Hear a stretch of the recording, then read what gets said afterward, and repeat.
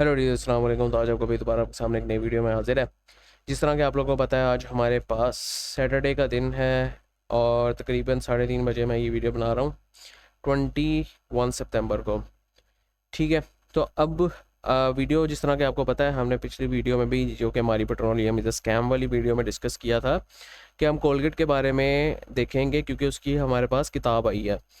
ठीक है। उस कोलगेट के बारे में हम क्या करेंगे, एनालिसिस करेंगे, थोड़ा बहुत टेक्निकल देखेंगे और ये सारी चीज़ें हम देखेंगे कि इसके प्रॉफिटेबिलिटी में कितना इंक्रीज़ हुआ है या डिक्रीज़ हुआ है, या इसको क्या ख़तरात हैं।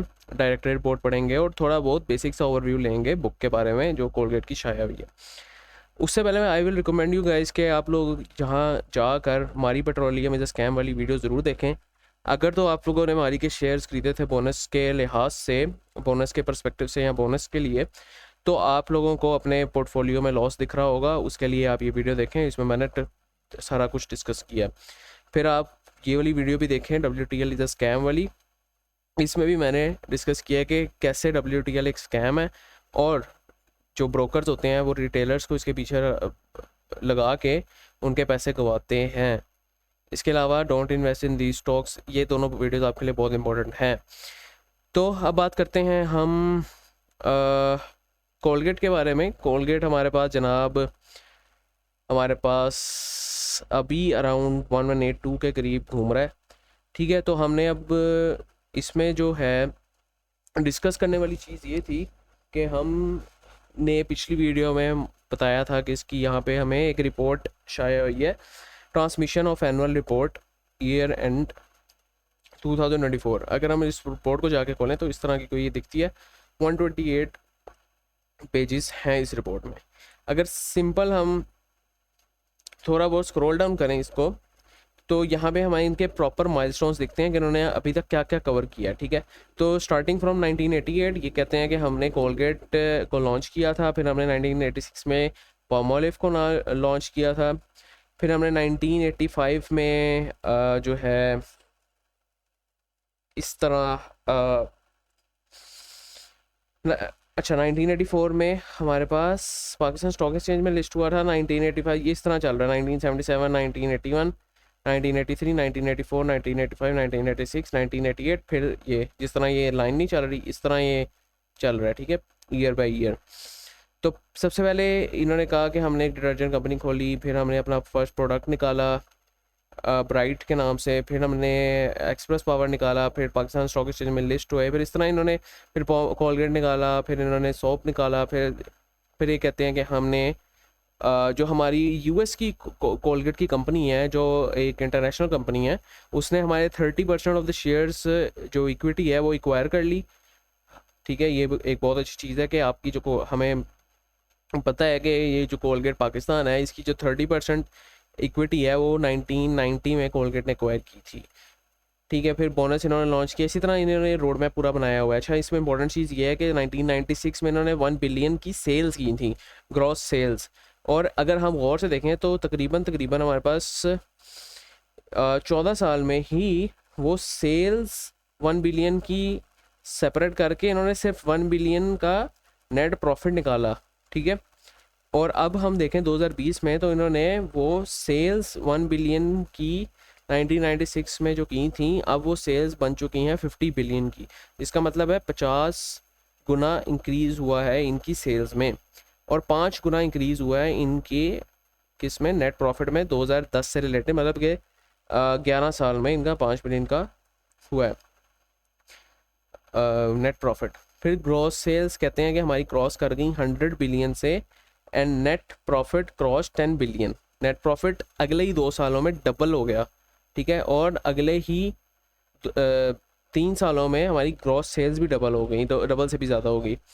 ठीक है। फिर कहते हैं 2024 में market capitalisation exceeded 1 billion and net profit crossed 17 billion. अब एक ही साल में 10 बिलियन से जो आपका नेट प्रॉफिट है वो क्रॉस कर गया 17 बिलियन पे।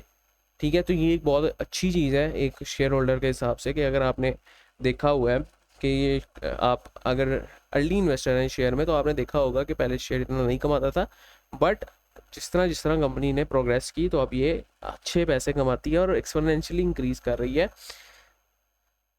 अपने शेयर होल्डर्स को दिखा भी रही है। यहाँ पे हमारे पास कुछ हेड ऑफिस की लोकेशंस वगैरह उन्होंने बता दी हैं, फैक्ट्रीज की तरह, सेल्स ऑफिस की तरह। आगे हम देखें तो इनको अवार्ड भी मिला था, टॉप 25 कंपनीज में कोलगेट भी शामिल थी। 2004 में पाकिस्तान स्टॉक एक्सचेंज की तरफ से इनको अवार्ड मिला था। लेकिन अगर हम देखें कि ये 2024 में 25 टॉप 25 कंपनीज में थी, तो आज तो ये टॉप 10 कंपनीज में ईजिली होगी। ठीक है, इसके अलावा हम अगर डायरेक्टर्स रिपोर्ट पे जाएं तो सबसे इंपॉर्टेंट चीज़ एक मैं समझता हूँ, एक पूरी किताब में होती है डायरेक्टर्स रिपोर्ट, जिससे आपको पूरी किताब का एक ओवरव्यू मिल जाता है। अगर हम यहाँ पे गौर से देखें तो हमारे पास इन्होंने डिफ़ाइन किया ग्रॉस रेवेन्यू। अच्छा, इन्होंने लास्ट 2 ईयर्स को कंपेयर किया, 22-23 को और 23-24 को, कि आपका क्रॉस रेवेन्यू उठ के इधर से इधर आ गया, जिसमें आपको 24.88% इंक्रीज़ मिला है इस साल। मतलब कि इस साल 25% तकरीबन ग्रॉस रेवेन्यू में इंक्रीज़ हुआ है, तकरीबन 24% नेट रेवेन्यू में इंक्रीज़ हुआ है, ग्रॉस प्रॉफिट में 41.35 रुपीज़ 35% इंक्रीज़ हुआ है। इसी तरह आगे अगर हम देखें तो आगे भी इन्होंने बताया है कि हमारे जो ग्रॉस प्रॉफिट है परसेंटेज वाइज अगर हम देखें तो वो हमारा इंक्रीज़ हुआ है 404 BPS। अब BPS क्या होता है? BPS होता है बेसिक पॉइंट्स यूनिट होता है एक फाइनेंस में ना, एक यूनिट होता है मैयर का डिस्क्राइब करने के लिए परसेंटेजेस को। तो जो 1 BPS होता है वो तकरीबन इक्वल होता है 0.01% का। तो ये 404 BPS है ना, तो तकरीबन 0.01 को अगर इसे हम मल्टीप्लाई करें तो तकरीबन 4.04% बनता है ग्रॉस प्रॉफिट का इंक्रीज़, जो कि एक अच्छा इंक्रीज़ है। इसके अलावा सेलिंग एंड डिस्ट्रीब्यूशन कॉस्ट भी इंक्रीज़ हुई है। जाहिर सी बात है, अगर प्रॉफिट इंक्रीज़ होगा कॉस्ट भी इंक्रीज़ होगी, वो आगे उन्होंने बताया है कॉस्ट क्यों इंक्रीज़ हुई है। एडमिनिस्ट्रेटिव एक्सपेंसेस भी इंक्रीज़ होंगे ऑब्वियसली। इसके अलावा ऑपरेटिंग प्रॉफिट इंक्रीज़ हो रहा है, जिसका मतलब ये ऑपरेशन इसके काफ़ी अच्छे काम करें, कंपनी को पता है कि उसने अपने ऑपरेशंस कैसे मैनेज करने हैं। इसके अलावा अगर प्रॉफिट आफ्टर टैक्सेशन में बात करें तो प्रॉफिट आफ्टर टैक्सेशन इतना ड्रास्टिकली इंक्रीज़ हुआ है कि एक फिनोमिनल रिजल्ट है कि 66% आपका प्रॉफिट आफ्टर टैक्स इंक्रीज़ हो रहा है। इवन कि इतनी बड़ी कंपनीज पे तो सुपर टैक्स और हुकूमत इस तरह के टैक्सेस लगाती रहती है। इस तरह EPS देखें तो EPS भी 42 से उठ के 71.23 पे आ गया है, जो कि 66.11% इंक्रीज़ अगेन हमें देखने को मिला है। अच्छा, फाइनेंशियल हाईलाइट्स में अगर हम देखें तो top line growth of 25% on the base of volumes gain. वो कहते हैं टॉप लाइन ग्रोथ हमारी 25% है और वॉल्यूम्स की गेंस के हिसाब से सारा कुछ ठीक है। इसके अलावा जो मेन चीज़ मैंने देखी थी इसमें वो कहते हैं कि जो हमारे एडमिनिस्ट्रेटिव सेलिंग एक्सपेंसेस, जो कि हमने देखा कि एडमिनिस्ट्रेटिव और ये सेलिंग जो कॉस्ट है वो भी इंक्रीज़ हुई है। वो इतनी क्यों इंक्रीज़ हुई है, उन्होंने उसकी वजह भी बता दिया कि जो इन्फ्लेशन की प्रेशर्स है उसकी वजह से इंक्रीज़ हुई है, और हम जो ये मज़ीद ये जो कॉस्ट लगी है वो इसमें हमने इन्वेस्ट किया है एडवर्टाइजिंग में और ब्रांड बिल्डिंग इनिशिएटिव्स में हमने इन्वेस्ट किया है। इसके अलावा जो मेजर इन्होंने बताया कि EPS 66% हमारी इंक्रीज़ हुई है। इसके अलावा हमने यहाँ पे देखा है अप्रोप्रिएशन ऑफ प्रॉफिट। अब वो कहते हैं कि हमारे पास जो प्रॉफिट आफ्टर टैक्सेशन था हमारे पास बचा था इतना 117,292,230 मल्टीप्लाई बाय 1000। ठीक है, तो मतलब आगे 3 0 ऐड कर दें। ठीक है, तो वो कहते हैं कि उसके बाद हमारे पास जो अनअप्रोप्रिएटेड प्रॉफिट ब्रॉट फॉरवर्ड, अब ये क्या होता है ये मैं आपको बाद में बताऊंगा। ये हमारे पास होता है कि आपने के पिछले साल से कितना प्रॉफिट बचा था जो आपके रिजर्व्स में सेव हुआ था, और रिजर्व्स में जो सेव हुआ था वो इतना था मल्टीप्लाई बाय 1000, और वो इन दोनों चीज़ों को ऐड करके इन्होंने जो total profit available for appropriation बनाया है वो ये इन दोनों को ऐड करके बनाया है।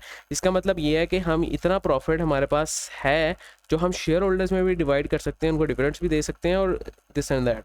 इसके बाद उन्होंने अप्रोप्रिएशंस लिखी हैं। अप्रोप्रिएशंस का मतलब ये है कि जितना भी कंपनी फाइनल डिविडेंड्स देगी, जितने भी बोनस शेयर इशू करेगी वो इसमें जाएंगे। ठीक है, जाहिर सी बात है कंपनी अपने प्रॉफिट में से देती है, तो यहाँ पे ये हमारे पास प्रॉफिट है और इसमें से कंपनी ने तकरीबन इतने का डिविडेंड दिया एक क्वार्टर में, फिर दूसरे में इतने का डिविडेंड दिया, तो तकरीबन इन दोनों को ऐड करके इसमें से माइनस कर दें तो हमारे पास ये अमाउंट बनती है।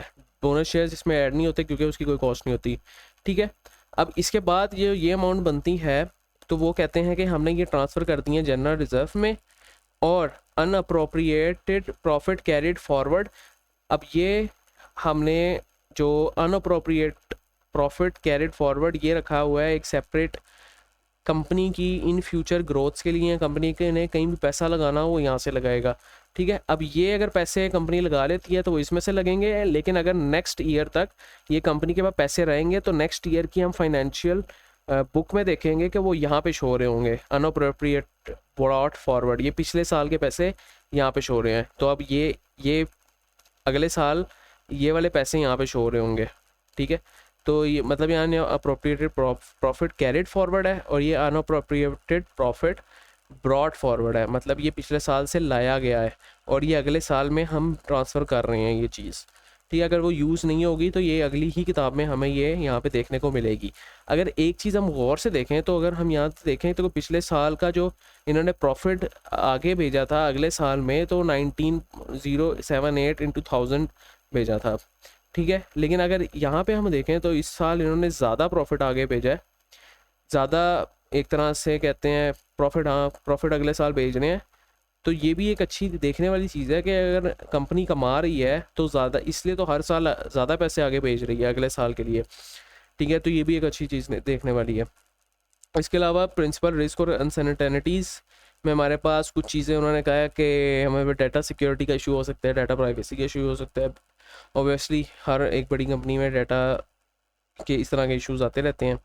वो कह रहे हैं हो सकता है, लेकिन दे आर नॉट श्योर, वो कह रहे हैं रिस्क है हमारे ऊपर ये चीज़ें, ठीक है। वो कहते हैं कि जो फॉरेन एक्सचेंज रेट्स हैं और कमोडिटी की प्राइसेस हैं उसमें भी जो एडवर्स मूवमेंट्स आ सकती हैं, उससे भी हमें हमारे बिजनेस को इशू हो सकता है। इसके अलावा market disruptions due to new tax laws, जाहिर सी बात है नए टैक्स लॉ लगेंगे तो कंपनी को भी इफेक्ट होगा। कंपनी पे भी अगर सपोज नए टैक्स लॉज लग रहे हैं, कोई सुपर टैक्स लग रहे हैं, तो वो अपनी प्राइस क्या करेगी, कंज्यूमर को ट्रांसफ़र करेगी और वो कंज्यूमर पे भी जाहिर सी बात है अब नए टैक्स लगेंगे तो कंज्यूमर उनकी जाहिर सी बात है प्रोडक्ट्स को अफोर्ड नहीं कर सकते, उनकी पे तो वहीं पे है। तो ये चीज़ इन कंपनीज़ के लिए बहुत ज़्यादा मैटर करती है। आगे इन्होंने बेसिक सारी चीज़ें लिखी हैं, मैं पहले ये सारी रिपोर्ट पढ़ चुका हूँ, मैं आपको हाइलाइट्स बता रहा हूँ उसमें से। अच्छा, फ्यूचर आउटलुक में वो कह रहे हैं कि जो पाकिस्तान है वो हैविली डिपेंड कर रहा है IMF पे, ठीक है। तो हम अगले सालों को एंटिसिपेट जो नहीं कर सकते कि आपका मैक्रो इकोनॉमिक स्टेबिलिटी होगी कि नहीं इसमें, तो ये चीज़ है इसमें इन्होंने ये बताया हुआ है। इसके अलावा 2.5% advance income tax on registered retailers, ठीक है, इनकम टैक्स लगा दिया है जिसकी वजह से जाहिर सी बात है कंज्यूमर्स को परेशानी होगी कि वो इनकी प्रोडक्ट्स कैसे लेंगे, ठीक है, क्योंकि उन पर खुद टैक्स लग गया है, टैरिफ। जाहिर सी बात है अगर कंज्यूमर्स, अगर हम कोलगेट की चीज़ें परचेज़ कर रहे हैं, हम पे कोई फाइनेंशियली इफेक्ट होगा तो जाहिर सी बात है हम भी अपनी हाथ को तंग कर लेंगे, हम भी अपनी कह देंगे कि भाई अच्छा ठीक है 10 टूथपेस्ट ला रहे थे घर के लिए तो अब 5 ले आते हैं, इस तरह की चीज़ें, तो वहाँ पे भी कंपनी को ही इफेक्ट होगा। अच्छा, इसके बाद KPIs देख लें, की परफॉर्मेंस इंडिकेटर्स कंपनी ने यहाँ पे मेंशन किए हैं कि हमारे पास टर्नओवर हमने 1 बिलियन का किया, 149 बिलियन का किया है। ग्रॉस मार्जिन हमारे पास 32%, डिविडेंड कैश इतना, डिविडेंड पे आउट इतना। इसके अलावा रिटर्न और कैपिटल एम्प्लॉयड के जितना कैपिटल लगाया था उस पर हमें कितना रिटर्न मिला। इसके अलावा ये हमारे पास कुछ चार्ट्स हैं, ये आप देख सकते हैं। अच्छा, 6 ईयर्स एट ग्लांस इन्होंने 6 सालों का कंपैरिजन किया, जिसमें मेजर चीज़ें मैं आपको बता देता हूँ। जो करंट इनकी लाइबिलिटीज़ हैं वो देख रहे हैं कि हमें करंट लाइबिलिटीज़ इनकी कम हो रही हैं, मतलब अपने जो जितने भी पिछले 2 साल के हिसाब से कम हो रही हैं, कि जितने भी इन्होंने लाइबिलिटीज़ हैं वो साथ साथ अदा कर रहे हैं। और एसेट्स में देखें हम इंक्रीज़ कर रहे हैं कि हमारे पास जो जितने भी एसेट्स हैं हमारे पास वो इंक्रीज़ हो रहे हैं। कंपनी के नॉन करंट भी हो सकते हैं, करंट भी हो सकते हैं, कि कंपनी की फैक्ट्रीज हो सकती हैं, कंपनी के गाड़ियाँ हो सकती हैं, वो क्या गाड़ियाँ यूज़ कर रहे हैं अपनी कंपनी में, कंपनी की ट्रांसपोर्टेशन के लिए, जो भी है वो उनके एसेट्स में काउंट होगी। एसेट भी इंक्रीज़ हो रहे हैं जिसका मतलब एक अच्छी चीज़ है। इसके अलावा टर्नओवर भी इंक्रीज़ हो रहा है, इन्होंने यहाँ पे मेरे ख्याल से मेंशन भी किया 149 बिलियन टर्नओवर, तो यहाँ पे भी 149 बिलियन हमारे पास टर्नओवर की मद में दिख रहा है, ठीक है। फिर हमारे पास प्रॉफिट आफ्टर टैक्सेशन भी इंक्रीज़ हो रहा है, जिस तरह के हमें पता है कॉन्टीन्यूसली इंक्रीज़ हो रहा है, तो ये भी एक अच्छी चीज़ है। कैश फ्लो भी अगर हम देखें तो कैश फ्लो और cash equivalent of the year हमारे पास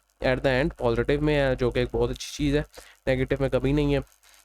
हॉरिजॉन्टल एनालिसिस और वर्टिकल एनालिसिस मेरे ख्याल से आप लोगों को पता होगा, लेकिन पता है तो एक बहुत अच्छी चीज़ है, नहीं पता तो मैं आपको थोड़ा सा ब्रीफ इंट्रोडक्शन दे देता हूँ इसके बारे में। Horizontal analysis is like comparison of particular मतलब टोटल एसेट्स की बात अगर हम करें तो ये कंपैरिजन है पिछले साल के हिसाब से।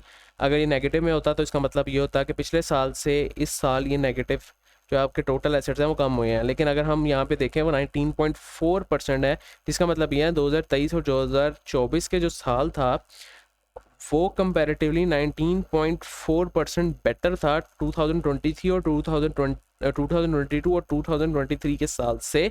किस सूरत में बेहतर था? टोटल एसेट्स की सूरत में कि 19.4% टोटल एसेट्स इंक्रीज हुए हैं 23 से 24 के साल में एज़ कम्पेयर टू 22 टू 23। ठीक है, तो इसी तरह ग्रॉस प्रॉफिट भी इंक्रीज़ हुआ है, हम बाकी चीज़ें भी देख सकते हैं। हमारे पास टैक्सेशन भी इंक्रीज़ हुई है, इसके अलावा हमारे पास प्रॉफिट आफ्टर टैक्सेशन भी इंक्रीज़ हुआ है।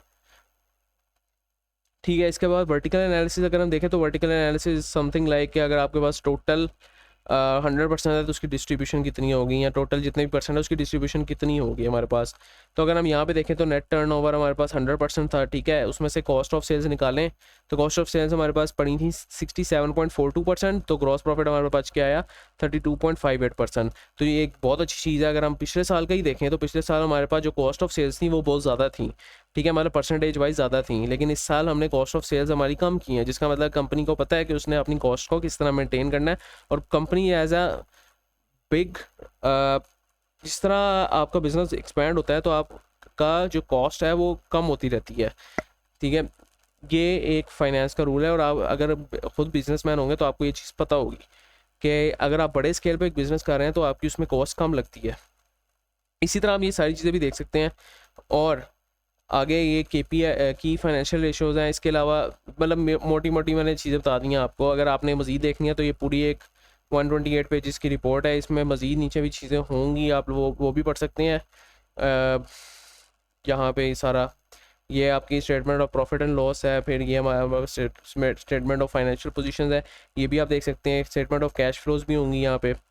ठीक है, इसके अलावा ये सारी चीज़ें आगे नोट्स भी होंगे, तो आप वो सारी चीज़ें देख सकते हैं। ये नोट्स है हमारे पास, ये सारी चीज़ें आप देख सकते हैं कि आपको मज़ीद इसमें अगर आपने रिसर्च करनी है। लेकिन हम जो मेरे लिए था वो मेरे लिए यही की पॉइंट्स बेहतर थे कि मैंने सारा ये की पॉइंट्स इसके नोट कर लिए और मुझे पता है कि कंपनी अच्छी डायरेक्शन में जा रही है। अगर हम इसी चीज़ को इग्नोर करें और अब हम अगर देखें इसके चार्ट के बारे में, तो अगर हम चार्ट पे जाके देखें तो यहाँ पे मुझे जो दिख रहा है वो मुझे दिख रहा है कि इसका RSI इंक्रीज़ हो रहा है, और इसकी प्राइस अगर हम यहाँ पे इस पर्सपेक्टिव से देखें तो डिक्रीज़ की तरफ जा रही है। जिसका मतलब ये है कि इसमें लोगों का इंटरेस्ट बढ़ा है, लेकिन प्राइस उस लिहाज से नहीं हमारे पास साथ दे रही। इसको कहते हैं हम बुलिश डाइवर्जन, जिसको अगर बुलिश रैली पहले आनी हो तो वो इस तरह का कोई मूव्स बनाती है, मतलब इस तरह के कोई आपको चांस देती है, कंफर्मेशन नहीं चांस देती है क्या ये हो सकता है।